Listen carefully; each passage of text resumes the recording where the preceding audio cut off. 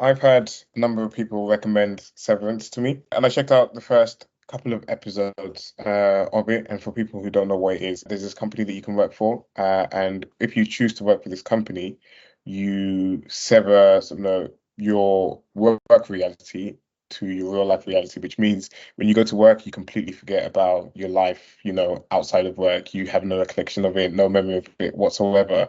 And then when you're outside of work, you have no memory of like your work life and to know what's going on over there, like what you're even doing for work in there at all. Essentially, the whole like kind of like premise of what's going on at the moment is that there's one person who's managed to unsever, having recollections of, or like has regained his memory of what he was doing for work and what his like work life was outside of work. And this whole thing is that he's trying to warn his best friend, or try and like get his best friend to try to get him to like piece together and understand what's actually happening at this company, and kind of like discover the deep dark secrets of like the work that they're actually doing. I'm a couple of episodes in. It's a very, very cool premise. It's very interesting. Has like a good kind of like mystique and intrigue about what they're actually doing, because when we do see them at work, they're doing the most basic and the most like kind of like routine tasks known to man. But the work that they do once they kind of catch what they're trying to catch induces like this like fear in them, and they don't know why it's inducing the fear in them. So it'll be interesting to kind of go a little bit more into the season, start to uncover the mystery a little bit more, and see what's really happening in there. So yeah, so far I think the best thing about it is the premise and the idea about the idea of the show, and then we'll kind of like see once I'm a little bit more episodes in how I feel about like the story and what was sold.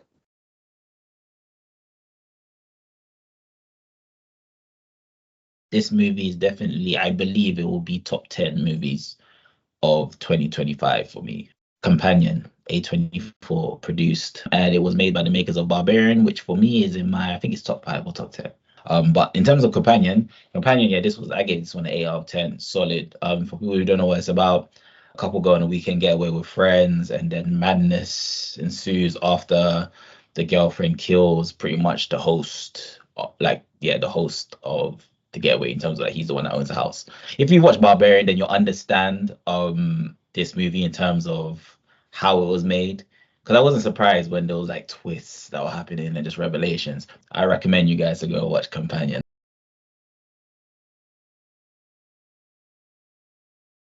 So I watched The Gorge, which is a 2025 science fiction horror action romantic comedy, essentially about two snipers who fall in love while guarding opposite ends of a gorge full of plant zombies. So the idea is essentially that it's about these two guys, one working for the US government, one working for the Russian government, are essentially contracted to go to this remote place. They're not told where. And essentially there's a gorge. And on either side of that gorge is a watchtower. They're like these automated defenses. There are mines, there are drones, there are automated turrets. And their job essentially is for a year is to guard their side of the gorge to ensure that nothing gets out. And it turns out that there are monsters inside the gorge, and every once in a while they try to get out. The two people who are hired to do this essentially have nothing to do for a year but watch the gorge, right? And they're not supposed to talk to each other, they're not supposed to communicate. But they start communicating, and they kind of develop this romance at first at a distance. And then later on, they find out a way to cross the gorge and actually meet up in person. And so the first half of it is kind of this high concept, quirky romance story against this espionage, political thriller, monster story backdrop. So it kind of blends every genre pretty much together. And then in the second half, unfortunately, it turns into a bit of a generic CGI fest, where they just fight some monsters. But the first half of it is actually quite charming and quite fun to watch. And there's like this gradual exploration of what this facility is and why it was built and why it was built this way. And that ties in with these two guards getting to know each other. It's got a cast of 3 people, essentially. And these 2 people really sell this whole idea of people who are lost and who thought they had nothing to lose, kind of finding each other in this absurd situation. And so the first half of it is actually quite good. Second half is kind of whatever. They kind of didn't have an idea for an ending and kind of just had to end it like a generic sci-fi horror movie. But just grading on a curve in terms of what the like streamers put out, I actually had a good time with it. And even the second half still has some wacky, ridiculous stuff in it that's actually kind of creative and kind of fun to watch. It just does not fulfill the promise of the first half, but I still recommend it because I actually had a good time. It wasn't as bad as a lot of these things are. A good idea can go a long way. Like, ultimately, you have to deliver. And I think it does. It delivers enough for it to be enjoyable. But it is a little bit frustrating that they never take the premise anywhere interesting in the end.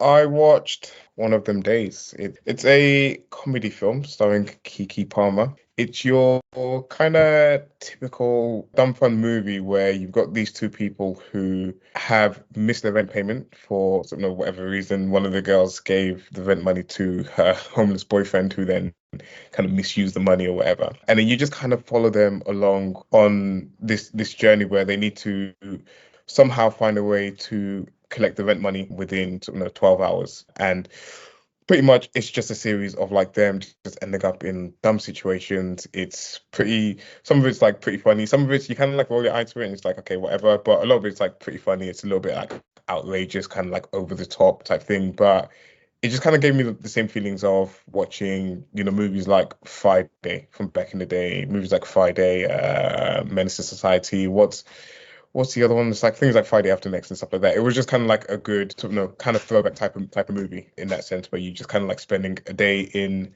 the hood, basically, just kind of running around, interacting with like pretty interesting characters, and just having some type of dumb fun with it. So that's my movie recommendation.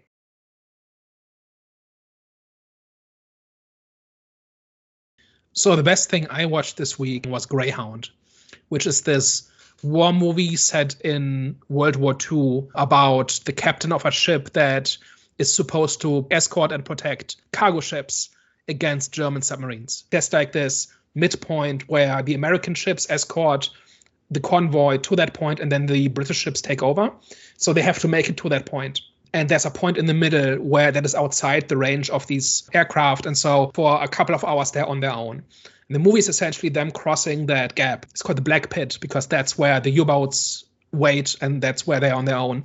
And the entire movie is essentially about this captain and his crew trying to hunt down these submarines that are attacking the cargo ships. It's got very little in the way of character, very little in the way of plot, but it's just intense. It's just 90 minutes of professionals doing their thing, even though you kind of have to trust them that this is how warships work. They do a really good job building up the tension and explaining the stakes and making it believable that these characters are under the pressures that they're under and are kind of pushed to their limit and how they have to face these challenges and so on. The movie just does that better than anything I've seen in a while. Is it like an anxiety builder when you say like the tensions are rising, or is it just more? So basically, like they know the submarines are out there and they try to detect them and they try to intercept them before they can get a shot off at the cargo ships. There's like this duel between a German submarine and this captain on his ship. And like it's not like anxiety, but it's basically like a submarine movie in reverse. If you've ever seen a submarine movie, it's kind of the opposite of that. But it feels a lot like one because this crew has to work together and everybody has to play a function. And they have to kind of operate this giant machine more efficiently than the other side. And if they do, they live. Was that the one because you recommended one when I said, was that the one with Denzel Washington?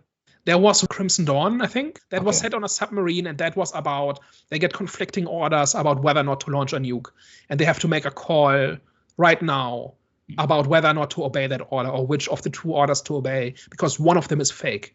And they don't have the luxury of time to figure out which one is real. And they kind of have to take a guess, essentially.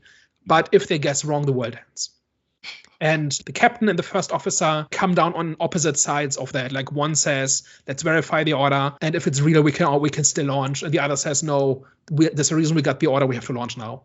Otherwise, we might not come home to our country.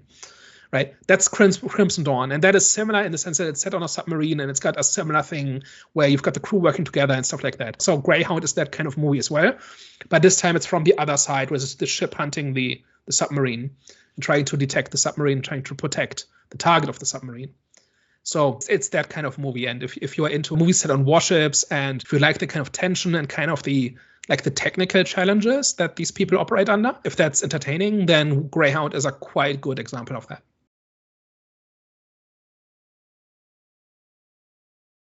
The film that I watched, it was actually a Netflix movie called Your Son. The main actor is the guy that was on that's the main actor in Wrong Side of the Tracks, a Spanish series. This one's a Spanish movie as well. This was actually it was a good film. It was a nice cinema popcorn movie. Basically, his son's beaten up, gets brutally beaten up, actually. And then the dad kind of goes on a journey trying to kind of like seek justice and get justice on the perpetrators. So, and there's like a big revelation at the end where it's like, oh, I was not expecting that. And the way that it ends as well wasn't expected. And it was kind of like not justified, but understandable why he did what he did. But at the same time, it's like, whoa, that's pretty effed up. So it was a nice Netflix movie. It came out 2018. So Netflix does have its hidden gems, man. I'd recommend this one. It was a good film. It was a good film.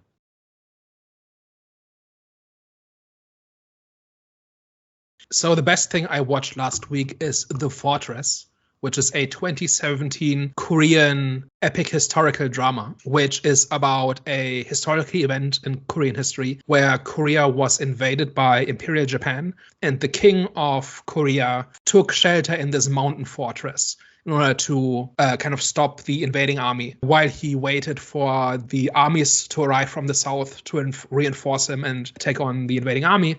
And he essentially held out an entire winter in this fortress town before eventually he had to give in, and Korea was then turned into a tributary to China. And this is like one of the big pivotal moments in Korean history. And this movie dramatizes that. And it's essentially a siege movie where most of the movie happens in the fortress and the king and his court and like various different characters who are part of this essentially have to find ways to kind of make it through this very harsh winter while they wait for the reinforcements to come that end up never coming. As far as I can tell, it pretty much accurately portrays the events as they happened, obviously dramatizing a little bit, but it's just a really good watch, and it's like an interesting piece of history that at least outside of Korea I don't think anybody knows about, and I didn't know about this before I saw this movie. But it's also a pretty good watch, good drama, good character stuff, and it's just a solid historical movie about an interesting event. So that's my recommendation. That actually sounds really interesting, to be fair. And what was it called again? It's called The Fortress.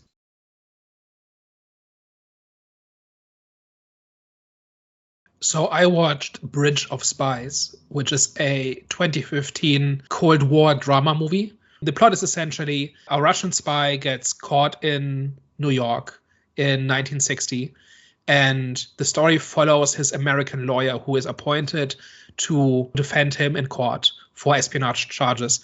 And he's essentially the only one who believes the spy deserves a fair trial and has rights and that sort of thing. He essentially, in the end, kind of wins the trial. At the same time, a US spy plane gets shot down over the Soviet Union. The pilot is captured and is also convicted of espionage. And now the lawyer gets dragged into this whole hostage negotiation where the two countries can't or won't openly negotiate for the prisoner exchange. So they send in this lawyer who doesn't officially represent anybody. And so he goes into East Germany and he deals with the East Germans who like there's also like this university student that found himself on the wrong side of the border when the wall went up, and he tries to get that guy released. And then there's the Soviet spy, and then he's trying to broker this three-way prisoner exchange. And the whole thing is kind of a window into the inner workings of the Cold War and the nature of the conflict between these countries. A lot of emphasis is put on the East German perspective, where they're kind of beginning to realize, like as the wall is being built, they're kind of beginning to realize that they're not an equal partner in this socialist utopia that they've been promised and things like that. And there's the aftermath of World War II still lingering around and stuff like that. It does take some liberties with the historical facts. So this is something that like this is based on a true story and kind of move some timelines around in order to get scenes like this American lawyer watching people be shot as they're trying to climb over the wall into the West and things like that. Overall, the whole thing is a really, really good spy thriller, Cold War thriller, political thriller, and also kind of an examination of kind of the American self-image during the Cold War, where they're not simply the good guys, they're not simply the bad guys, or not simply hypocrites or whatever, but it's a lot more complicated. And that unfolds as he kind of sees kind of the like the political machinations that go into this kind of hostage exchange, and his experiences trying to give this spy a proper legal defense, and everybody hates him for it and that sort of thing. There's a lot going on in this movie, and it's really smart and detailed and nuanced. It's basically like Steven Spielberg and Tom Hanks at the height of their power, and it's just overall a good watch. Like that really treats that topic and that piece of history with respect, but also uses it to tell a really compelling human story.